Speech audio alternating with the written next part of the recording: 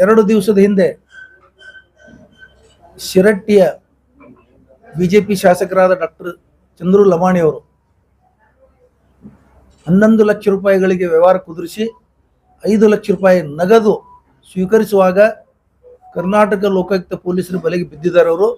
ಅವರು ಈಗಾಗಲೇ ಜೈಲು ಪಾಲಾಗಿದ್ದಾರೆ. ಅವರು ಬಿಜೆಪಿಯ ಶಾಸಕರು. ಇವರು ಈಗಾಗಲೇ ಕೆಲವು ಹಗರಣ, ಸರ್ಕಾರಿ ಡಾಕ್ಟರ್ ನೌಕರಿ ಮಾಡುವಾಗ, ಸರ್ಕಾರಿ ವೈದ್ಯರಿದ್ದಾಗ ಹಗರಣಗಳಲ್ಲಿದ್ದರು. ಅವರು ಅಷ್ಟು ಹಗರಣಗಳಲ್ಲಿದ್ದರೂ ಸಹಿತ ನಾವು ಬಹಳ ಪ್ರಾಮಾಣಿಕರಂತ ಹೇಳ್ಕೊಳ್ಳಂತ ಬಿಜೆಪಿಯವರು ಅವರಿಗೆ ಕರೆದು ಟಿಕೆಟ್ ಕೊಟ್ಟು, ಬಿಜೆಪಿ ಟಿಕೆಟ್ ಕೊಟ್ಟು ಶಿರಟ್ಟಿಯಿಂದ ಶಾಸಕರನ್ನಾಗಿ ಆರಿಸಿದ್ದಾರೆ. ಇದು ಭ್ರಷ್ಟಾಚಾರದ ಒಂದು ಮುಖವಾಡ. ಇನ್ನ ಈ ಬಿಜೆಪಿಯವರು ಇವರೊಬ್ಬರೇ ಏನು ಮೊದಲಿಗರಲ್ಲ. ಈ ಹಿಂದೆ KGF ಬಿಜೆಪಿ ಶಾಸಕರಾದಂಥ ವೈ ಸಂಪಂಗಿ ಅವರು ಸುಮಾರು 11 ಲಕ್ಷಗಳ ವ್ಯವಹಾರದಾಗ ಅವರು ರೆಡ್ ಹ್ಯಾಂಡ್ ಆಗಿ ಸಿಕ್ಕು ಅವರು ಅರೆಸ್ಟ್ ಆಗಿ ಅವರು ಜೈಲು ಪಾಲಾಗಿದ್ದರು. ಆ ನಂತರ ಚನ್ನಗಿರಿ ಶಾಸಕರಾದಂಥ ಮಾಡಾಳು ವಿರೂಪಾಕ್ಷಪ್ಪನವರು ಕರ್ನಾಟಕ ರಾಜ್ಯ ಸಾಬೂನು ಮತ್ತು ಮಾರ್ಜಕ ಕಾರ್ಖಾನೆ ಅಧ್ಯಕ್ಷರಾಗಿದ್ದ ಅವಧಿಯಲ್ಲಿ ಕಚೇರಿಯಲ್ಲಿನೇ 40 ಲಕ್ಷ ರೂಪಾಯಿಗಳು ಲಂಚ ಸ್ವೀಕಾರ ಮಾಡುವಾಗ ರೆಡ್ ಹ್ಯಾಂಡ್ ಆಗಿ ಪೊಲೀಸರ ಕೈ ಸಿಗಾಕೊಂಡ್ರು. ಕಚೇರಿಯಲ್ಲಿ 1,60,00,000 ರೂಪಾಯಿ ನಗದು ಸಿಕ್ಕು. ಅವ್ರ ಮನೆಯಲ್ಲಿ 6 ಕೋಟಿ ರೂಪಾಯಿ ನಗದು ಹಣ ಸಿಕ್ತು. ಅವರು ಜೈಲು ಪಾಲಾದರು. ಆದರೂ ಸಹಿತ ಬಿಜೆಪಿಯವರು ನಾವು ಪ್ರಾಮಾಣಿಕರು, ಸತ್ಯ ಹರಿಶ್ಚಂದ್ರನ ಉದರದಿಂದ ಉದುರದವರು ಅಂತ ಹೇಳ್ಕೊಳ್ತಾ ತಿರುಗಾಡ್ತಾರೆ. ಯಾರ್ಯಾರು ಈ ದೇಶದಲ್ಲಿ ಕಡು ಭ್ರಷ್ಟರು, ಅತ್ಯಂತ ಭ್ರಷ್ಟದಾರ, ಅವರೆಲ್ಲರನ್ನ ಬಿಜೆಪಿ ತನ್ನ ತೆಕ್ಕೆಗೆ ತಗೊಂಡು ಅವರನ್ನು ವಾಷಿಂಗ್ ಮಷೀನ್ನಲ್ಲಿ ಹಾಕಿ ತೊಳೆದಿದ್ದಾರೆ. ಇತ್ತೀಚೆಗೆ ನಿಧನರಾದಂತಹ ದಿವಂಗತ ಅಜಿತ್ ಪವಾರ್ ಅವರು 70,000 ಕೋಟಿ ಹಗರಣದಾಗ ಸಿಗಾಕೊಂಡಿದ್ರು. ಅಂಥವ್ರಿಗೆ ತಗೊಂಡು ಇವರು ಉಪಮುಖ್ಯಮಂತ್ರಿ ಮಾಡಿದ್ರು. ಪಶ್ಚಿಮ ಬಂಗಾಳದಲ್ಲಿ ಸರ್ಕಾರನಂತ ಒಬ್ಬ ವ್ಯಕ್ತಿ ಕೋಟಿ ರೂಪಾಯಿಗಳನ್ನ ಭ್ರಷ್ಟಾಚಾರ ಸಿಗಾಕೊಂಡಾಗ ಅವರಿಗೂ ತಗೊಂಡ್ರೆ ಇಂಥವು ಸಾವಿರಾರು ಉದಾಹರಣೆಗಳಿದಾವೆ. ಹಿಂದೆ ಬಿಜೆಪಿ ಅಧ್ಯಕ್ಷ ಆಗಿದ್ರೊಬ್ರು ಬಂಗಾರು ಲಕ್ಷ್ಮಣ್ ಅಂತ, ಅವರು ಲಂಚದ ವಿಷಯದಲ್ಲಿ ದಿಲ್ಲಿಯಲ್ಲಿ ಅರೆಸ್ಟ್ ಆಗಿದ್ರು. ಅವರು ರೆಡ್ ಹ್ಯಾಂಡ್ ಆಗಿ ಸಿಕ್ಕಿದ್ರು. ಇದು ಭ್ರಷ್ಟಾಚಾರನೇ. ಆಮೇಲೆ ಯಡಿಯೂರಪ್ಪನವರು ಮುಖ್ಯಮಂತ್ರಿ ಇದ್ದಾಗನೇ 20 ಲಕ್ಷ ರೂಪಾಯಿ DD ರೂಪದಲ್ಲಿ ಲಂಚ ಪಡೆದು ಜೈಲು ಪಾಲಾದರು. ಮುಖ್ಯಮಂತ್ರಿ ಇದ್ದಾಗ ಈ ಜಗತ್ತಿನ ಇತಿಹಾಸದಲ್ಲಿ ಒಬ್ಬ ಪ್ರೆಸೆಂಟ್ ಮುಖ್ಯಮಂತ್ರಿ ಜೈಲು ಪಾಲಾಗಿದ್ದು ಮೊದಲನೇದವರು ಯಡಿಯೂರಪ್ಪನವರು. ಯಡಿಯೂರಪ್ಪ ಮತ್ತು ಅವ್ರ ಮಗನ ವಿಜೇಂದ್ರನ ಭ್ರಷ್ಟಾಚಾರ ಬಗ್ಗೆ ಅಂತೂ ಆಗಿನ ಬಿಜೆಪಿ ಶಾಸಕ, ಇವತ್ತಿನ ಉಚ್ಚಾಟಿತ ಶಾಸಕರು, ನಮ್ಮ ನಗರದ ಶಾಸಕರು ಬಸನಗೌಡರು ಸಹಿತ ಜಗಜ್ಜಾರವಾಗಿ ದಿನಾಲು ಹೇಳ್ತಿರ್ತಾರೆ. ಬಿಜೆಪಿ ಚಿಹ್ನೆಯಿಂದ ಆರಿಸಿ ಬಂದಾರ ಅವರು.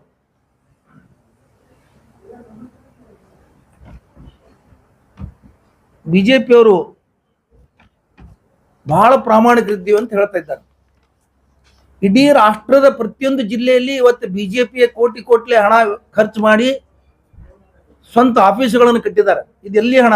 ಪವಿತ್ರ ಹಣನಾ? ಇದು ಭ್ರಷ್ಟಾಚಾರದ ಹಣನೇ. ಭ್ರಷ್ಟಾಚಾರವನ್ನು ಮುಚ್ಚಾಕ್ಲಿಕ್ಕೆ ಕಾಂಗ್ರೆಸ್ ಸರ್ಕಾರ ತಂದಂತ, ಹಿಂದಿನ UPA ಸರ್ಕಾರ ತಂದಂತ ಮಾಹಿತಿ ಹಕ್ಕು ಕಾಯ್ದೆ ದುರ್ಬಲಗೊಳಿಸ್ತಾ ಇದ್ದಾರೆ ದಿನನಿತ್ಯ. ಅದಕ್ಕೆ ಇಡೀ ಭಾರತ ಸರ್ಕಾರದ ಎಲೆಕ್ಟ್ರೋಲ್ ಬಾಂಡ್ ಕಾಯ್ದೆ ಮಾಡಿದವರು ಇವರು, ಆ ಬಾಂಡ್ಗಳ ಬಿಡುಗಡೆ ಮಾಡಿದವರು ಇವರು, ಆ ಬಾಂಡ್ಗಳ ಮುಖಾಂತರ ಕೋಟಿ ಲಕ್ಷಗಟ್ಟಲೆ ಕೋಟಿ ರೂಪಾಯಿ ಭ್ರಷ್ಟಾಚಾರದ ಹಣ ಸಂಗ್ರಹಿಸಿದವರು ಇವರು, ಉದ್ಯಮಿಗಳನ್ನು ಹೆದರಿಸಿ, ಕಾಂಟ್ರಾಕ್ಟ್ಗಳನ್ನು ಹೆದರಿಸಿ ಅಲ್ಲಿ ಫಂಡ್ ತಗೊಂಡವರು ಇವರು. ಇದೆಲ್ಲ ಸುಪ್ರೀಂ ಕೋರ್ಟ್ದ ಆದೇಶ ಪ್ರಕಾರ ಇಡೀ ದೇಶದ ಜಗಜ್ಜಾರಾಗಿದೆ. ಇವರು ಭ್ರಷ್ಟಾಚಾರದ ಮುಖವಾಡ ಬಯಲಾಗಿದೆ. ಎಲ್ಲಿಂದ ಬರ್ತಿದೆಲ್ಲ? ಇವರು ಪ್ರಾಮಾಣಿಕರಿದ್ರ ಇವತ್ತಿಗೂ ನರೇಂದ್ರ ಮೋದಿ ಅವ್ರ ನೇತೃತ್ವದಲ್ಲಿ ಮಾಡಿದಂತ PM ಕೇರ್ ಫಂಡ್ ಅದ್ರ ಡಿಕ್ಲೇರೇ ಮಾಡ್ತಾ ಇಲ್ಲ. ಅದು ಯಾರು ಕೇಳಬಾರ್ದಂತ ಕಾಯ್ದೆನೇ ಮಾಡಿಬಿಟ್ಟಿದ್ದಾರೆ. ಯಾರು ಕೇಳಬಾರದಂತ ಕಾಯ್ದೆ ಮಾಡಿದ್ರೆ ಮುಚ್ಚಾಕಲಿಕ್ಕೆಲ್ಲ ಭ್ರಷ್ಟಾಚಾರ ಮುಚ್ಚಾಕಲಿಕ್ಕೆ ಮಾಡಿದಂತ ಕಾಯ್ದೆ ಅದು. UPA ಸರ್ಕಾರ, ಕಾಂಗ್ರೆಸ್ UPA ಸರ್ಕಾರ ಭ್ರಷ್ಟಾಚಾರ ಹೊರಗೆ ಬರಬೇಕು, ಜನ ಭ್ರಷ್ಟಾಚಾರದಿಂದ ಮುಕ್ತರಾಗಬೇಕಂತ ತಿಳ್ಕೊಂಡು ಮಾಹಿತಿ ಹಕ್ಕು ಕಾಯ್ದೆ ತಂತು, ಲೋಕಾಯುಕ್ತ ಕಾಯ್ದೆ ತಂತು, ಲೋಕಪಾಲ್ ಕಾಯ್ದೆ ತಂತು. 12 ವರ್ಷಗಳ ಕಾಲ ಇವತ್ತು ಪ್ರಧಾನಮಂತ್ರಿ ಆದಂತವ್ರು ಒಂದು ಲೋಕಪಾಲ್ ನೇಮಕ ಮಾಡೋಕ್ಕಾಗಿಲ್ಲ ಇವತ್ತು ಭಾರತ ದೇಶದಲ್ಲಿ. ಯಾಕಾಗಿಲ್ಲ? ಇದೇ ಅಣ್ಣಾ ಹಜಾರೆ ಅವರು ಬಹಳ ಜನ ಹೋರಾಟಗಾರರು ಲೋಕಪಾಲ್ ಮಾಡಿ ಅಂತ ಹೇಳಿ ಹೋರಾಟ ಮಾಡಿದ್ರು. ಸರ್ಕಾರವನ್ನು ಲೋಕಪಾಲ್ ಮಾಡೋ ಸಲಹೆಗೇನೆ ಹೊಸ ಸರ್ಕಾರ ತಂದ್ರು ಬಿಜೆಪಿದು. ಆದ್ರೆ ಇವತ್ತಿಗೂ ಲೋಕಪಾಲ್ ಮಾಡಿಲ್ಲ. ಎಂತ ಅನ್ಯಾಯ ಇದು! ಯಾರು ಪ್ರಶ್ನೆ ಮಾಡಕ್ಕೆ ತಯಾರಿಲ್ಲ. ಅವ್ರು ಇನ್ನೊಬ್ಬರ ಬಗ್ಗೆನೇ ಹೇಳ್ತಾರೆ ಹೊರತಾಗಿ ತಮ್ಮದು ತಾವು ನೋಡ್ಕೊಳ್ತಾ ಇಲ್ಲ. ಅವ್ರು ಇವತ್ತಿಗೂ ಲೋಕಪಾಲ್ ಮಾಡಕ್ ರೆಡಿ ಇಲ್ಲ. ಬಿಜೆಪಿ ಅಕೌಂಟದಲ್ಲಿ ಇವತ್ತ ಅತಿ ಹೆಚ್ಚಿನ ಹಣ ಇದೆ, ದೇಣಿಗೆ ಹಣ 10,000 ಕೋಟಿಗೆ ಮೇಲ್ಪಟ್ಟು. ಮಾಹಿತಿ ಹಕ್ಕಿನಲ್ಲಿ ಲೋಕಸಭೆಯಲ್ಲಿ ಕೊಟ್ಟಂತ ಮಾಹಿತಿ ಇದು, ಸಚಿವರುಗಳು MP ಗಳಿಗೆ ಕೊಟ್ಟಂತ ಮಾಹಿತಿ ಇದು. 10,000 ಕೋಟಿ ಹಣ ಎಲ್ಲಿಂದ ಬಂತು?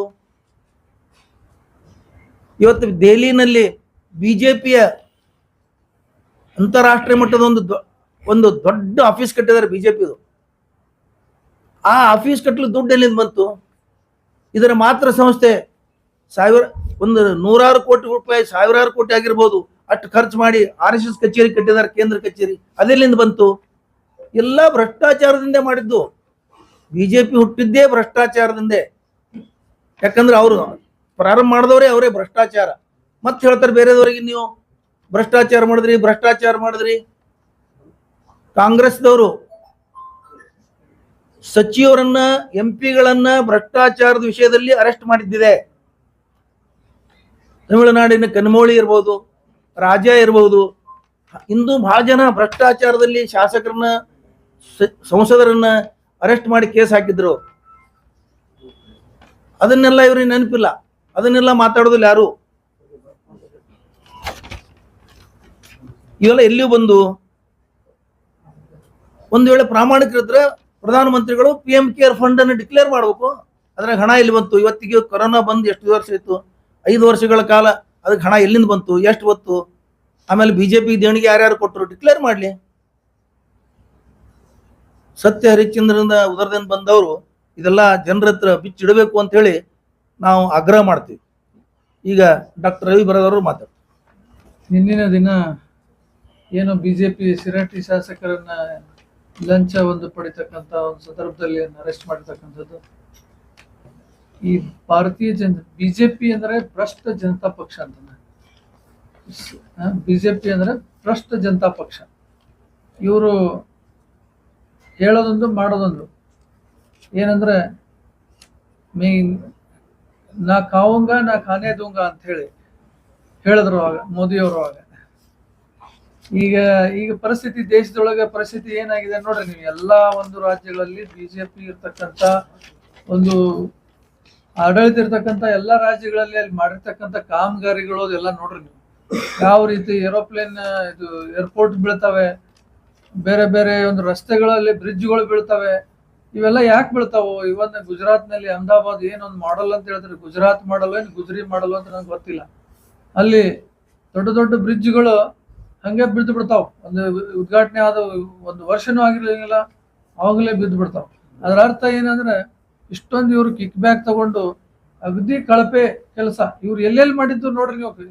ಸಂಸತ್ 20,000 ಕೋಟಿ ರೂಪಾಯಿ ಒಟ್ಟು ಹೊಸ ಸಂಸತ್ತನ್ನು ಕಟ್ಟಿದ್ರು, ಅಲ್ಲಿ ಸೋರ್ತು. ಮಳೆ ಬಂದಾಗ ಎಲ್ಲ ಸೋರ್ ಹೋತು.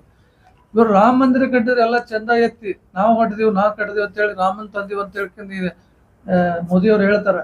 ಆ ದೊಡ್ಡ ಪ್ರಮಾಣದಾಗ ಇನ್ನು ರಾಮ ಮಂದಿರ ಕಟ್ಟಿದ್ರು, ಅಲ್ಲಿ ಕೂಡ ಅದು ಕೂಡ ಮಳೆಗಾಲ ಎಲ್ಲ ಸೋರ್ ಹೋತು. ಆ ರೀತಿಯಾಗಿ ಇವ್ರು ಏನಂದ್ರೆ ಇವ್ರ ಭ್ರಷ್ಟಾಚಾರವರೇ ಇವರ ತಾಯಿ, ಇವರ ತಂದೆ. ಇವ್ರದ್ದು ಏನೋ ಭ್ರಷ್ಟಾಚಾರದಲ್ಲೇ ಹುಟ್ಟಿರ್ತಕ್ಕಂಥವ್ರು ಇವರು. ಇದನ್ನ ಬಿಟ್ರೆ ಇವ್ರಿಗೆ ಬೇರೆ ಏನೋ ಗೊತ್ತಿಲ್ಲ. ತಾವು ಮಾಡಿದ್ದಷ್ಟೇ ಸರಿ, ಉಳಿದವ್ರು ಮಾಡಿದ ತಪ್ಪು ಅಂತ ಹೇಳ್ಕೊಂಡು ಏನೋ ಹೇಳ್ಕೊತ ತಾವು ಏನ್ ಮಾಡ್ತಾರೆ ಎಲ್ಲ ಸರಿ. ಭ್ರಷ್ಟಾಚಾರ ಮಾಡಿದ್ರು ಸರಿ, ಅತ್ಯಾಚಾರ ಮಾಡಿದ್ರು ಸರಿ, ಅವರು ಬರೀ ಇದೇ ಮಾಡ್ತಾ ಇರ್ತಕ್ಕಂಥ ಭಾರತೀಯ ಜನತಾ ಪಕ್ಷದವರು ಬರೀ ಭ್ರಷ್ಟಾಚಾರಿಗಳು, ಅತ್ಯಾಚಾರಿಗಳು. ನೋಡ್ರಿ ನೀವು ಎಲ್ಲಾ ಅತ್ಯಾಚಾರ ಕೇಸ್ನೊಳಗೆ ಅವರೇ ಸಿಕ್ಕೊಂಡಿದ್ದಾರೆ. ಇಂಥ ಒಂದು ರಾಷ್ಟ್ರಭಕ್ತಿ ಅದು ಇದು ಹೇಳ್ಕೊತ ಇವ್ರೇನು ಅಡ್ಡಾಡ್ತಾರ. ಯಾವುದು ಏನು ರಾಷ್ಟ್ರಭಕ್ತಿ ಇಲ್ಲ, ಏನೂ ಇಲ್ಲ. ತಮ್ಗೆ ಏನ್ ತಿಳಿತದೆ, ತಮ್ಗೆ ಏನ್ ಬೇಕು ಅದನ್ನ ಮಾಡ್ತಕ್ಕಂಥ ಒಂದು ಕೆಟ್ಟವಾಗಿರ್ತಕ್ಕಂಥ ಒಂದು ಪಕ್ಷ, ಸರ್ಕಾರ ಇವತ್ತು ಭಾರತೀಯ ಜನತಾ ಪಕ್ಷದವ್ರು ಇದ್ದಾರೆ ಅಂತಕ್ಕಂಥ ಮಾತನ್ನ ಸಂದರ್ಭದಲ್ಲಿ ಹೇಳಿಕೆ ಬಯಸ್ತಾರೆ. ಅತ್ಯಾಚಾರಿಗಳು ಎಷ್ಟು ಮಂದಿ ಅದರಲ್ರಿ ಗುರುಗಳೇ? ಪೋಕ್ಸೋದಾಗ ಯಡಿಯೂರಪ್ಪನವರು ಇದ್ದಾರೆ, ಮತ್ತೆ ಎಲ್ಲಾ ಇಡೀ ಆಲ್ ಓವರ್ ಇಂಡಿಯಾ ಹೋಗ್ರಿ ನೀವು, ಎಲ್ಲರೂ ಇದ್ದಾರೆ. ಎಫ್ಸ್ಟಿನ್ ಫೈಲ್ಸ್ ಇದ್ದಾರೆ. ಎಫ್ಸ್ಟಿನ್ ಫೈಲ್ಸ್ ಏನ್ರಿ ಗುರುಗಳೇ? ಎಫ್ಸ್ಟಿನ್ ಫೈಲ್ಸ್ ಅಲ್ಲಿ ಯಾಕೆ ಸಡನ್ ಆಗಿ ಈಗೇನು ಟ್ರಂಪ್ ಅವ್ರು ಹೆಂಗ್ ಹೇಳ್ತಾರ ಹಂಗೆ ಕೇಳಕತ್ತಾರಲ್ಲ ಮೋದಿಜಿ ಅವರು? ಒಮ್ಮೆ ಸಡನ್ ಆಗಿ ನಾವು ದೊಡ್ಡದಿಲ್ಲಿ ಒಪ್ಪಂದ ಮಾಡಿದ್ದೀವಿ ಎಲ್ಲ ರಷ್ಯಾ ಒಂದು ಎಷ್ಟೊಂದು ದೇಶಗಳ ಕೂಡಿಕೆಂದ, ಆ ತಕ್ಷಣ ಮುಂದಿನ ಒಂದು ವಾರ 15 ದಿನದಾಗೆ ಇವ ಎಫ್ಸ್ಟಿನ್ ಫೈಲ್ಸ್ ಹೆದರ್ಸಿ ಟ್ರಂಪ್ ಇಸ್ ಡಿಕ್ಲರಿಂಗ್ ಇಂಡಿಯಾ ಏನ್ ಮಾಡ್ಬೇಕಂದ್ರೆ ಟ್ರಂಪ್ ಹೇಳ್ತಾ ಇದ್ದಾನೆ, ಇಷ್ಟು ಪರ್ಸೆಂಟೇಜ್ ನೀವು ಟ್ಯಾಕ್ಸ್ ಕೊಡ್ಬೇಕು, ಇದು ಕೊಡಬಾರ್ದು, ನಮ್ಮ ಅಮೆರಿಕನ್ ಪ್ರಾಡಕ್ಟ್ಸ್ ಏನು ಕೊಡಬಾರ್ದು. ಅವ್ರು ಹೆಂಗ್ ಹೇಳ್ತಾರ ಹಂಗ್ ಮಾಡ್ತಾ ಇದ್ದಾರೆ. ನೀವ್ರವ್ರು ಏನೋ ಕೇಳ್ತಾ ಇದ್ರು. ಮತ್ತೆ ರಮೇಶ್ ಜಾರಕಿಹೊಳಿ ಅವರು ಎಲ್ಲಿ ಎದ್ರಾಗ ಯಾವ ಕೇಸ್ನ ಸಿಕ್ಕೊಳ್ತೀರಿ ಗುರುಗಳೇ? ಜಾರಕಿಹೊಳಿ ಅವರು ಲಾಸ್ಟ್ ನೋಡಿರಲ್ಲ, ಮತ್ತೆ ಎಷ್ಟು ಬೇಕ್ರಿ ಉದಾಹರಣೆ? ಹರತಾಳ ಹಾಲಪ್ಪನವರು, ಇನ್ನೂ ಬಹಳ ಅದಾವ. ಜಾರಕಿಹೊಳಿ ಅವರು, ಯಡಿಯೂರಪ್ಪನವರು, ಇಲ್ಲಿ ಮತ್ತೆ ಇಲ್ಲಿ ಕೆಲವೊಬ್ರು ಇಲ್ಲಿಯವರು ಜನಪ್ರತಿನಿಧಿಗಳು ಲೋಕಲ್ ಅವರು ಸಿಡಿ ಸ್ಟೇ ತಂದಾರೆ. ಎಷ್ಟೊಂದು ಜನ ಯಾಕೆ ತಂದಾರೆ ಅವೆಲ್ಲ? ಅತ್ಯಾಚಾರ ಕೇಸುಗಳಿಗೆ ಅಲ್ಲ. ಲೋಕಲ್ ನಿಮ್ಗೆ ಗೊತ್ತೈತ್, ಮಾಧ್ಯಮದವ್ರು ನಿಮ್ಗೆ ಗೊತ್ತಿಲ್ಲ. ಮತ್ತೆ ಇನ್ನು ಭ್ರಷ್ಟಾಚಾರ ಬಗ್ಗೆ ಹೇಳ್ಬೇಕಂದ್ರೆ ಅವ್ರದೇ ಪಕ್ಷದವ್ರು ಇನ್ನೊಂದು ಹೇಳಿದ್ರು, ಇದೇ ನಗರ ಶಾಸಕರ ಒಂದು ಅವಧಿಯೊಳಗೆ ಜಾಸ್ತಿ ಭೂಗಳ್ಳತನ ಆಗ್ಯದ ಅಂತ ಹೇಳಿ ಹೇಳಿದ್ರು. ನಿನ್ನೆ ಅವರೇ ಹೇಳಿದ್ರು, ಭಾರತೀಯ ಜನತಾ ಪಕ್ಷ ಮಾಜಿ ಶಾಸಕರು, ಮಾಜಿ ಮಂತ್ರಿಗಳು ಈ ಭಾರತೀಯ ಜನತಾ ಪಕ್ಷದ ಶಾಸಕರಿದ್ದಾಗನೇ ಅವ್ರ ಮುಂದೆನೆ ಆಗ್ಯದ ಅಂತ ಬಿಜೆಪಿ ಅವರು ಹೇಳತ್ತಾರೆ. ಮತ್ತೆ ಈ ನಗರ ಶಾಸಕರು ಅವಾಗ ಹೇಳಿದ್ರು 2500 ಕೋಟಿ ರೂಪಾಯಿ ಮುಖ್ಯಮಂತ್ರಿ ಆಗಕ್ಕೆ ಅಂತ ಹೇಳ್ಬೇಕಂತ ಹೇಳಿದ್ರು. ಶಾಸಕ ಆವಾಗ ಇಷ್ಟು ಬೇಕು ಎಲ್ಲ ನೋಡ್ರಿ ನೀವು. ಭ್ರಷ್ಟಾಚಾರದ ಒಂದು ಕೂಪ ಆಗಿಬಿಟ್ಟದ ಅದು. ಬಿಜೆಪಿ ಅಂದ್ರೆ ಭ್ರಷ್ಟ ಜನತಾ ಪಾರ್ಟಿನೇ, ಬೇರೆ ಏನೇನು ಇಲ್ಲ.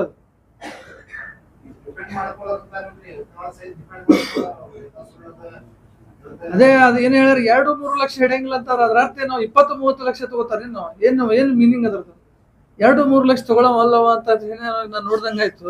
2-3 ಲಕ್ಷ ಅವ್ರದ್ದು ಕೆಪಾಸಿಟಿ ಅಲ್ಲ, ಇನ್ನ ಹೆಚ್ಚೈತೆ ಅಂದ್ರೆ 10 ಟೈಮ್ಸ್ ಇದೆಯಾ? ಸರ್, ಈಗ ಆ ಘಟನೆ ಆಗಿ 2-3 ದಿನ ಆಯ್ತು.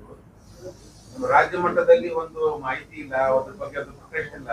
ಅಂದ್ರೆ ರಾಜ್ಯ ಮಟ್ಟದಲ್ಲಿ ಕಾಂಗ್ರೆಸ್ನವರು ಅದ್ರ ಬಗ್ಗೆ ಸರ್ಕಾರ ಪ್ರೊಟೆಸ್ಟ್ ಮಾಡೋದ್ರಂಗಿಲ್ಲ. ಸರ್ಕಾರ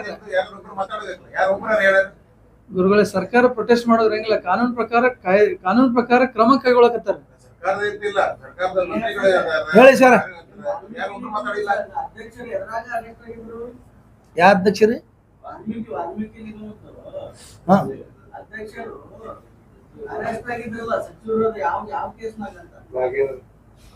ಅವ್ರ ಅಧ್ಯಕ್ಷರಲ್ಲ, ನಾಗೇಂದ್ರ ಅವರು MLA. ಅರೆಸ್ಟ್ ಆಗಿಲ್ಲ ಅವರು. ಲೋಕಾಯುಕ್ತ ಅರೆಸ್ಟ್ ಮಾಡಿಲ್ಲ ಅವ್ರಿಗೆ. ನಾವ್ ಹೇಳಿದ್ದು ಲೋಕಾಯುಕ್ತ ಅರೆಸ್ಟ್ ಬಗ್ಗೆ ಹೇಳಿವ ಅಷ್ಟೇ.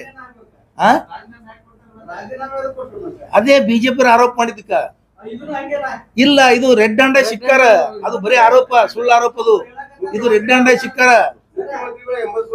ಇಲ್ಲ ರೀ, ಇದು ರೆಡ್ ಹ್ಯಾಂಡ್ ಶಿಕ್ಕಾರ. ಹಣ ಡ್ರಾ ಮಾಡಿರೋ ಅಧಿಕಾರಿಗಳು ಮಾಡ್ಯಾರದು, ಹಣ ಡ್ರಾ. ಇವರು ನಾಗೇಂದ್ರ ಅವರು ಸ್ವತಃ ಯಾವುದೇ ಇದ್ರೊಳಗೆ ಭಾಗಿ ಇಲ್ಲ.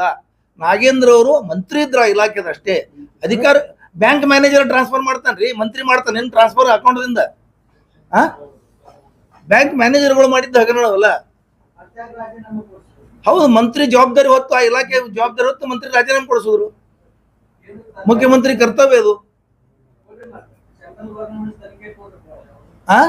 ತನಿಖೆ ನಡೀತಾ ಇದೆ. ಅದು ಗುಂಡಿಕ್ಕಿ ಕೊಡ್ತೀನಿ ಅಂತಕ್ಕಂಥ ವಿಚಾರವನ್ನ ಓಂ ಬಿರ್ಲಾ ಸ್ಪೀಕರ್ ಅವರ ಬಲಗೈ ಪಟ್ಕೊಂಡು ಹೇಳಿದ್ದಾರೆ. ಆ ನಿಟ್ಟಿನಲ್ಲಿ ಎಲ್ಲೂ ಕೂಡ ರಾಹುಲ್ ಗಾಂಧಿ ಅವರಿಗೆ ಪ್ರಾಣ ಸಂಕಟ ಇದೆ, ಅವ್ರ ಮೇಲೆ ಹಿಂಗ್ ಮಾಡಿದಾರೆ ಅಂತ ಕಾಂಗ್ರೆಸ್ನವರು ಸುಮ್ಮನೆ ಯಾಕೆ ಕೂತಿದ್ದಾರೆ ಅನ್ನೋದು ಅರ್ಥ ಆಗ್ತಾ ಇದೆ. ನೋಡ್ರಿ, ರಾಹುಲ್ ಗಾಂಧಿ ಅವರಿಗೆ ನರೇಂದ್ರ ಮೋದಿ ಅವರಿಗೆ ಬಹಳ ಅಂತರ ಇದೆ. ಮಹಿಳಾ ಸಂಸದರು ನರೇಂದ್ರ ಮೋದಿ ಅವರು ಕುರ್ಚಿ ಕಡೆ ಹೋದ್ರು ಅಂತ ತಿಳ್ಕೊಂಡು ಅವ್ರು ಸಂಸದಕ್ಕೆ ಬರ್ಲಿಲ್ಲ, ಉತ್ತರ ಕೊಡ್ಲಿಲ್ಲ, ಹೆದರಿ. ರಾಹುಲ್ ಗಾಂಧಿ ಅವ್ರಿಗೆ ಹೆದರಿಕಿಲ್ಲ, ಯಾರು ಗುಂಡು ಇಡ್ತೀವಿ ಅಂದ್ರೆ ಹೆದರಿಕಿಲ್ಲ, ಏನಿದ್ದು ಹೆದರಿಕಿಲ್ಲ. ಅದ್ರ ಬಗ್ಗೆ ನಾವೇನು ಮಾತಾಡೋ ಅವಶ್ಯಕತೆ ಇಲ್ಲ. ಅವ್ರ ಸ್ವಂತಕ್ಕೆ ಧೈರ್ಯವಂತರ ಇಲ್ಲ. ಯಾರೊಬ್ರು ಹೇಳ್ತಾರೆ ಅಂತ ತಿಳ್ಕೊಂಡು ಅದನ್ನು ಬಹಳ ಸೀರಿಯಸ್ ತಗೊಳ್ಳಲ್ಲ ಅವರು. ಇವ್ರೆಷ್ಟು ಬರೀ ಹೆಣ್ಮಕ್ಳ ಕಡೆ ಹೋದ್ರು ಸಂಸದರು ತಿಳ್ಕೊಂಡು ಬಿರ್ಲಾ ಹೇಳ್ತಾರೆ ಇವರಿಗೆ ಕೊಲೆ ಮಾಡಕ್ ಬಂದಿದ್ರು ಅಂತ ಹೇಳ್ತಾರೆ. ಎಂತೆಂತ ನಾಚಿಕೆಗೇಡಿನ ವಿಷಯಗಳು ಇವೆಲ್ಲ. ಇವು ಚರ್ಚೆ ಮಾಡಕ್ಕೆ ಆಗಲ್ಲ ಸಾರ್ವಜನಿಕರು. ಅಂತ ಕೀಳು ಮಟ್ಟದ ಇವೆಲ್ಲ ವಿಷಯಗಳು. ದೇಶಕ್ಕಾಗಿ ಇಬ್ರು ಪ್ರಾಣ ಕೊಟ್ಟರು. ಅವ್ರ ಕುಟುಂಬನೇ ಪೂರಾ ದೇಶಕ್ಕಾಗಿ ಪ್ರಾಣ ತ್ಯಾಗ ಮಾಡಿದಾರೆ. ಅವ್ರು ಯಾರೋ ಒಬ್ರು ಬಿರ್ಲಾನ ಚೇಲ ಗುಂಡ್ ಹಾಕ್ತೀನಿ ಅಂದ್ಕೊಳ್ಳಿ ಹೆದರ್ತಾರ. ಅವ್ರು ಹಿಡಿಯದಾರ ಅವ್ರು ಎಲ್ಲದಕ್ಕೆ.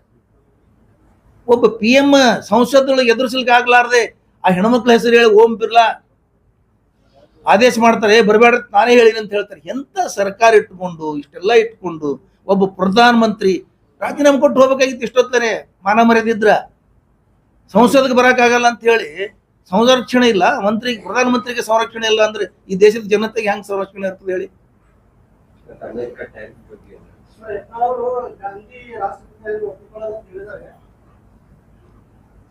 ನಾವು ಹುಚ್ಚರಿಗೆ ಅದು ಉತ್ತರ ಕೊಡಲ್ಲ ಸರ್, ಅಂತಕ್ಕೆಲ್ಲ ಪ್ರತಿಕ್ರಿಯೆ ಕೊಡಲ್ಲ. ಹುಚ್ಚರಿಗೆ ಮಾತಾಡ್ತಾರಲ್ಲ ಅವ್ರಿಗೆ ಪ್ರತಿಕ್ರಿಯೆ ಕೊಡಲ್ಲ. ಬಾಗಲಕೋಟದ ವಿಷಯ ನಾವು ಇನ್ನ ವಿಷಯ ಗ್ರಹಣ ಮಾಡ್ತಾ ಇದ್ದೀವಿ. ವಿಷಯ ಗ್ರಹಣ ಮಾಡಿ ನಿಮ್ಮ ಎದುರಿಗೆ ಅದೆಲ್ಲ ಹೇಳ್ತೀವಿ. ಆಮೇಲೆ SIR ಕೆಲವು ಕಡೆ ಕಾಂಗ್ರೆಸ್ ಗೌರ್ಮೆಂಟ್ ಅದನ್ನ ಇನ್ನೂ ಅಪ್ರೂವ್ ಮಾಡಿಲ್ಲ, ನಿಮ್ ಕಡೆ SIR ಇದು ಮಾಡಿದೆ ಅಲ್ಲ.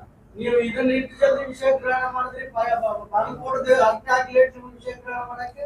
ಅಲ್ಲಲ್ರಿ, ಅಲ್ಲಿ ಅದಾರ ನಾಯಕರು ಅದಾರ, ಸರ್ಕಾರ ಇದೆ ನೋಡ್ರಿ. ಅಲ್ಲಲ್ಲ ಪರಶುರಾಮ್ ಅವ್ರ, ಅಲ್ಲಿ ನಮ್ದು ಸರ್ಕಾರ ಇದೆ, ಸರ್ಕಾರ ಕ್ರಮ ತಗೊಳ್ತಾ ಇದೆ.